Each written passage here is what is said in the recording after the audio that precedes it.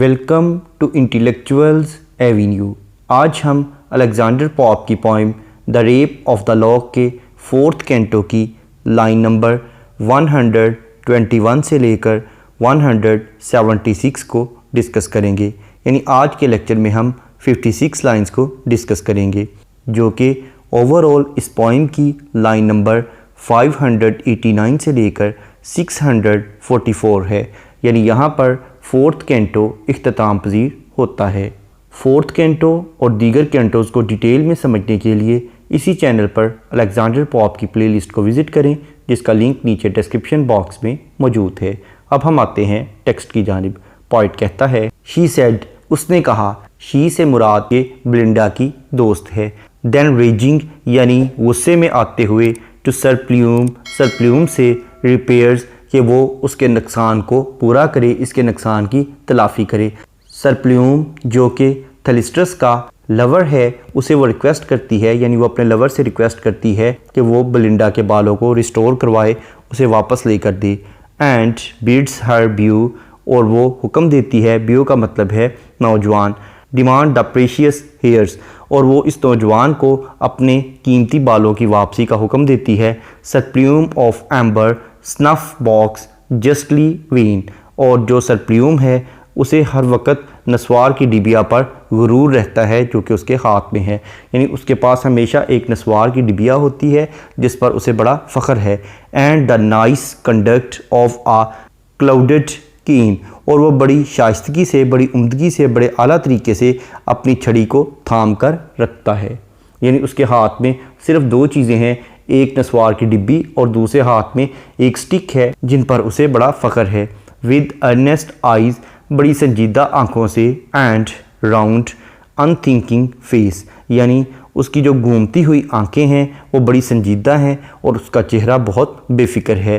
He first the snuff box opened, پہلے تو وہ اس نسوار کی ڈبیا کو کھولتا ہے، دین دا کیس، پھر اس کے بعد اس مقدمے کی طرف آتا ہے، یعنی اس کے لیے اس کی جو نسوار کی ڈبیا ہے وہ اس مقدمے سے زیادہ اہمیت کی حامل ہے، اس لیے وہ اسے زیادہ ترجیح دیتا ہے۔ اینڈ دس بروک آؤٹ، اور پھر وہ اس طرح سے بولتا ہے۔ اب سر پلیوم کی آگے سپیچ ہے، وہ کہتا ہے my lord why what the devil, اے نواب یہ تم نے کیا شیطانی حرکت کی ہے، زاؤڈز یعنی خدا کی قسم، damn the lock for God you must be civil, ان بالوں پر لعنت ہو اور تمہیں ہمیشہ سویلائزڈ رہنا چاہیے تھا، بڑا شائستہ رہنا چاہیے تھا، تمہیں خوش خلقی سے پیش آنا چاہیے تھا۔ پلیگ آن اٹ، اس پر بھی لعنت ہو، ٹس پاسٹ آ جسٹ، یہ بہت ہی گھٹیا کام ہے، نی پریتھی پاکس، میں مذاق نہیں کر رہا، گیو ہر دا ہیئر، اسے اس کے بال واپس کر دو، ہی اسپوک، وہ بولا، اینڈ ریپڈ ہز باکس، اور اس نے اپنی ڈبیا کو بند کر لیا۔ اٹ گیوز می مچ، یہ بات مجھے بہت تکلیف دیتی ہے، ریپلائڈ دا پیئر اگین، اس پر نواب نے جواب دیا، یعنی سر پلیوم نے صرف 2-3 لائنوں میں یہ کہا ہے کہ تم نے بہت غلط حرکت کی ہے، اس لیے اس کے بال واپس کر دو، لیکن اس پر جو بیرن تھا وہ جواب دیتا ہے کہ مجھے اس چیز سے بہت زیادہ درد محسوس ہوتا ہے۔ who speaks so well should ever speak in vain، تم اگرچہ بہت اعلیٰ طریقے سے بول رہے ہو لیکن تمہارا یہ بولنا بالکل رائیگاں جائے گا، اس کا تمہیں کوئی فائدہ نہیں ہوگا اور نہ ہی بلنڈا کو اس کے بال واپس ملیں گے۔ بٹ بائی دس لاک، لیکن جو یہ بال ہے، دس سیکرڈ لاک آئی سویئر، میں قسم کھاتا ہوں کہ یہ بال میرے لیے بہت مقدس ہے جس کا تم ذکر کر رہے ہو، which never more shall join its parted hair, یہ جو بال اپنے سر سے جدا ہو گئے ہیں یہ دوبارہ کبھی بھی اپنے سر کے ساتھ جا کر واپس نہیں جڑ سکتے۔ Which never more its honour shall renew, اور یہ اپنی کھوئی ہوئی عزت کو کبھی واپس نہیں پا سکتے۔ Clipped from the lovely head where late it grew, اور جسے اس خوبصورت سر سے چھین لیا گیا ہو یہ کبھی بھی وہاں پر نہیں جا سکتے۔ That while my nostril draw the vital air, جب تک میرے نتنوں میں مناسب ہوا آتی رہے گی، یعنی جب تک میری زندگی برقرار رہے گی۔ دس ہینڈ، یہ جو میرا ہاتھ ہے، وچ وان اٹ، جس نے ان بالوں کو حاصل کیا ہے، شیل فار ایور ویئر، یہ ہمیشہ اس پر لپیٹے ہی رہیں گے۔ یہ ہاتھ جس سے میں نے ان بالوں کو حاصل کیا ہے ہمیشہ اسے تھامے رہیں گے، ہمیشہ میں اپنی انگوٹھی کے گرد ان بالوں کو لپیٹ کر رکھوں گا۔ ہی اسپوک، وہ بولا، and speaking in proud triumph spread, وہ بولا اور بولتے ہوئے اور وہ فخریہ فتح کے ساتھ پھیلانے لگ گیا the long contended honours of her head. اس کے سر سے اترے ہوئے جو بال تھے ان کو اس نے پھیلانا شروع کر دیا. بٹ مگر امبریل ہیٹفل نوم، لیکن امبریل اس کی اس حرکت کو برداشت نہ کر سکی کہ جب وہ اپنے ہاتھوں سے اس کے بالوں کو پھیلا رہا تھا، اس کے کٹے ہوئے بالوں کو جب وہ پھیلا رہا تھا، لیکن اس کی یہ حرکت امبریل سے برداشت نہ ہو سکی. He breaks the vial whence the sorrows flow, اور اس نے اس شیشی کو توڑ دیا جس میں سے غم بہنا شروع ہو گئے. یعنی وہی شیشی جو کہ اسے سپلین نے دی تھی، جس کے ساتھ اس نے ایک بیگ بھی دیا تھا، اور بیگ کا پانی تو اس نے سراخ کر کے اس بلنڈا اور اس کی جو دوست تھیلسٹس تھی ان دونوں کے سروں پر انڈیل دیا تھا. لیکن شیشی ابھی اس کے پاس تھی تو اس نے اسے توڑ دیا جو کہ غموں سے بھری ہوئی تھی، اس میں سے غم بہنا شروع ہو گئے. دین سی، پھر اس نے دیکھا دا نیمف ان بیوٹیس گریف اپیئرز، وہ بلنڈا اس غم میں سے ظاہر ہو گئی. یعنی چونکہ وہ شیشی غموں سے بھری ہوئی تھی تو اس شیشی کے اندر بلنڈا کے غم بھی شامل تھے، اس لیے جب وہ شیشی ٹوٹی تو اس میں سے جب غم نکلنا شروع ہوئے تو بلنڈا اپنے غموں سمیت اس میں سے نکل آئی. ہر آئیز ہاف لینگوشنگ، اس کی جو آنکھیں تھیں وہ تقریباً بہت ڈھیلی ڈالی تھیں. ہاف ڈراؤنڈ ان ٹیئرز، وہ تقریباً آدھی آنسوؤں میں ڈوبی ہوئی تھی. اسی وجہ سے اس کی جو آنکھیں تھیں وہ بہت زیادہ ڈھیلی ہو گئی تھیں آنسو بہانے کی وجہ سے. آن ہر ہیون بوسم ہنگ ہر ڈروپنگ ہیڈ، اس کے خیالوں سے بھرے ہوئے سینے پر اس کا سر جھکا ہوا تھا. یعنی اب وہ اپنا سر فخر سے بلند نہیں کرنے کے قابل تھی، اس لیے بلنڈا نے اپنا سر جھکا لیا تھا. وچ ود آسائے، جو کہ ایک آہ کے ساتھ شی ریزڈ، اس نے بلند کی. اینڈ دس ہی سیڈ، پھر اس نے ایک ٹھنڈی آہ بھری اور اس کے بعد اس نے بولنا شروع کیا. For ever cursed be this detested day, یہ ملعون لعنت زدہ دن ہمیشہ ہی میرے لیے قابل نفرت رہے گا. وچ سنیچڈ مائی بیسٹ، جس نے میری بہترین چیز یعنی میرے بال مجھ سے چھین لیے. مائی فیورٹ کرل اوے، اور میرے جو خوبصورت ترین کرل تھے، گنگریالے جو بال تھے وہ مجھ سے دور چلے گئے، مجھ سے چھین لیے گئے، اس لیے یہ دن ہی میرے لیے منحوس ہوگا. Happy 10 times happy had I been, خوش میں 10 گنا زیادہ خوش ہو سکتی تھی. If Hampton Court those eyes had never seen, اگر میری آنکھوں نے ہیمپٹن کورٹ کو نہ دیکھا ہوتا، یعنی اگر میں ہیمپٹن پیلس کورٹ میں نہ آئی ہوتی تو میں نے زندگی میں جتنی خوشیاں دیکھی ہیں ان سے 10 گنا زیادہ خوشیاں دیکھ سکتی تھی. Yet am I not I the first mistaken maid, لیکن میں ایسی غلطی کرنے والی پہلی خاتون نہیں ہوں. By love of courts to numerous ills betrayed, اس عمارت کی محبت سے بہت سی بدقسمت خواتین کو دھوکہ ملا ہے. یعنی یہاں پر پیار محبت کے جو عہد و پیمان ہوتے ہیں وہ سب جھوٹ ہوتے ہیں، اس لیے ان کا حقیقت سے کوئی تعلق نہیں ہوتا. میں بھی ان میں سے ایک تھی جو کہ بیرن کے بہکاوے میں آ گئی اور میں اپنا بال ضائع کر بیٹھی.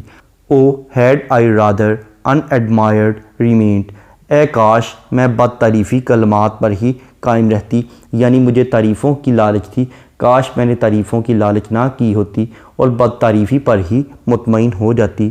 ان سم لون آئلز اور ڈسٹنٹ نارتھن لینڈ، کاش میں کسی دور دراز جزیرے یا کسی شمالی علاقے میں قیام پذیر ہوتی. Where the gilt chariot never marks the way, جہاں پر ملما کی ہوئی سجائی ہوئی بگی کبھی بھی سڑکوں پر نہیں چلتی، کبھی بھی راستوں کی زینت نہیں بنتی. ورڈ نن لرن اومبر، اور جہاں پر کوئی اومبر کھیل کو سیکھنے کی کوشش ہی نہیں کرتا. نن ایور ٹیسٹ بوہیا، اور نہ ہی کوئی چائے کو پیتا ہے. یعنی اب وہ اپنے بال کٹنے کا سارا ذمہ ہیمپٹن پیلس کورٹ پر ڈال رہی ہے. وہ کہتی ہے کہ کاش میں یہاں نہ آئی ہوتی، میں کسی دور دراز شمالی علاقے کی طرف چلی جاتی جہاں پر نہ تو کوئی اومبر کھیل ہوتا ہے، نہ اچھی سواریاں ہوتی ہیں، نہ اچھی چائے ہوتی ہے. کیونکہ جو بھی لڑکیاں میرے علاوہ بھی ہیمپٹن کورٹ میں آتی ہیں یہاں پر یہ لڑکوں کی جھوٹی محبت میں گرفتار ہو جاتی ہیں اور یہ نواب انہیں دھوکہ دے دیتے ہیں، جیسا کہ بیرن نے مجھے دھوکہ دے کر میرے بالوں کو کاٹ لیا ہے. There kept my charms concealed from mortal eye, جہاں پر میری دلکشی انسانی آنکھوں سے چھپی ہی رہتی. یعنی اگر میں ان دور دراز علاقوں میں ہوتی تو میری خوبصورتی کو کوئی بھی نہ دیکھ پاتا. لائک روزی، ان گلابوں کی طرح that in deserts bloom and die, جو کہ صحراؤں میں کھلتے ہیں اور مرجھا جاتے ہیں لیکن ان کی خوبصورتی سے کوئی آشنا نہیں ہوتا، ان پھولوں کی مانند ہوتی۔ What moved my mind with youthful lords to roam۔ مجھے اس چیز کی بہت زیادہ حیرانگی ہے کہ کس چیز نے مجھے ان نوجوان نوابوں کے پاس آنے کے لیے مجبور کیا تھا۔ او ہیڈ آئی اسٹیڈ، اے کاش میں قیام کر لیتی اپنے گھر پر ہی، and said my prayer at home, اور میں اپنی عبادت کرتی، کاش میں اپنے گھر پر ہی قیام کر کے اپنی عبادت میں مشغول رہتی۔ Towards this the morning omens seemed to tell۔ یہی وہ بات تھی جو صبح کے خواب نے مجھے بتانے کی کوشش کی۔ Thrice from my trembling hand the patch box fell۔ اسی لیے میرے کانپتے ہوئے ہاتھوں سے 3 مرتبہ میرا جو میک اپ کا باکس تھا وہ گر گیا۔ The tottering china shocked without a wind۔ اور جو چائنا کا چراغ تھا وہ بھی بغیر کسی جھٹکے کے گر گیا۔ Nay Paul sat mute and shock was most unkind۔ پال یعنی اس کے طوطے کا نام ہے، وہ کہتی ہے اسی لیے میرا جو طوطا تھا وہ میوٹ تھا، وہ صبح سے خاموش تھا، اور جو شوق یعنی جو میرا کتا تھا وہ بھی میرے ساتھ انکائنڈ تھا، یعنی میرے ساتھ کوئی اچھا سلوک نہیں کر رہا تھا۔ یعنی میرے جو جانور اور پرندے تھے، یعنی جتنے بھی مظاہر فطرت تھے، وہ مجھے اشارے دے رہے تھے کہ آج کچھ برا ہونے والا ہے، لیکن میں ان چیزوں کو نہ سمجھ پائی۔ A sylph to warn me of the threats of fate۔ ایک سلف نے بھی مجھے قسمت کے خطرات سے آگاہ کیا تھا، یعنی یہاں پر وہ ایریل کا ذکر کرتی ہے جس نے اسے خواب میں آ کر بتا دیا تھا کہ وہ مردوں سے پرہیز کرے کیونکہ اس کے سر پر کچھ خطرات منڈلا رہے ہیں۔ ان مسٹک وین، نہ خواب تھے ناؤ بلیوڈ ٹو لیٹ، لیکن اب اتنی دیر ہو گئی ہے کہ اگر میں ان پر یقین کر بھی لوں تو اب اس کا کوئی فائدہ نہیں۔ ایک وقت تھا کہ مجھے ان خوابوں پر یقین کر لینا چاہیے تھا۔ سی دا پور ریمنٹس، ان بیچارے باقیات کو دیکھو، آف دیز سلائٹڈ ہیئرس، میرے جو نازک بالوں کے باقی حصے ہیں ان کو دیکھو۔ My hands shell rent what even دائی ریپائن اسپیئرس، میرے ہاتھ ان کو نوچ ڈالیں گے، یعنی اب جو میرے باقی بال رہ گئے ہیں جو کہ بہت زیادہ پور بال ہیں وہ بھی اب میرے ہاتھوں سے باقی نہیں بچیں گے، میں ان بالوں کو بھی نوچ دوں گی۔ اب آگے وہ اس کی وجہ بتاتی ہے۔ These into several ringlets start a break، یہ وہ 2 کالے بال ہیں جنہیں کاٹ دیا گیا۔ One gave new beauties to the snowy neck، جو کہ میری سنوئی یعنی برف کی مانند سفید گردن کی خوبصورتی میں اضافہ کرتے تھے۔ The sister lock now sits uncouth، یعنی اب اس کی جو جڑواں بہن تھی، جو دوسری اس کی بالوں کی لٹ تھی، اب وہ بالکل بھدی سی محسوس ہوگی، یعنی جس طرح سے ٹوین سسٹرز کی خوبصورتی اکٹھے رہنے میں ہے، ان میں سے اگر ایک جدا ہو جائے تو دوسری کی خوبصورتی کی کوئی تعریف نہیں کرتا، اسی طرح سے میرے جو بال تھے وہ بھی ٹوین سسٹرز کی مانند تھے، ان میں سے ایک چلی گئی یعنی کاٹ دی گئی تو اب دوسری بہت ہی بدنما محسوس ہو رہی ہے، اس لیے میں اپنے ہاتھوں سے ان بالوں کو بھی نوچ ڈالوں گی۔ In its fellows fate foresees it own, اور میں نے اپنی آنے والی قسمت کو پہلے سے ہی دیکھ لیا ہے۔ uncurled it hangs the fatal shears demands، اب میرے جو اسٹریٹ بال ہیں جن میں کسی قسم کے کرل نہیں ہیں وہ کسی خطرناک قسم کی کینچی کا مطالبہ کر رہے ہیں، یعنی وہ چاہتے ہیں کہ انہیں کاٹ دیا جائے۔ and tempts one more thy sacrilegious hands، اور ایک دفعہ پھر تمہارے ناپاک ہاتھوں کو رغبت دلائیں گے، یعنی میرے جو دوسرے بال ہیں جن میں اب کرل نہیں ہیں وہ کسی خطرناک کینچی کی طرف دیکھ رہے ہیں اور انہیں محسوس ہو رہا ہے کہ اے بیرن تمہارے جو ناپاک ہاتھ ہیں وہ ان بالوں کو بھی کاٹ دیں گے۔ O hadst thou cruel been contented to seize, اے ظالم نواب یعنی اے بیرن تم کیوں مطمئن نہ ہوئے، ہیئرز لیس ان سائٹ، ان بالوں کو کاٹنے کے لیے جو نظر نہیں آ رہے، اور اینی ہیئرز بٹ دیز، یعنی وہ کہتی ہے کہ اے بیرن تم نے ان بالوں کو کیوں نہ کاٹا جو کہ دکھائی نہیں دے رہے تھے، یعنی ایسے بال بھی میرے سر پر تھے جو کہ دکھائی نہیں دے رہے تھے، کاش تم انہیں کاٹ دیتے تاکہ لوگوں کے سامنے میری بدنامی نہ ہوتی۔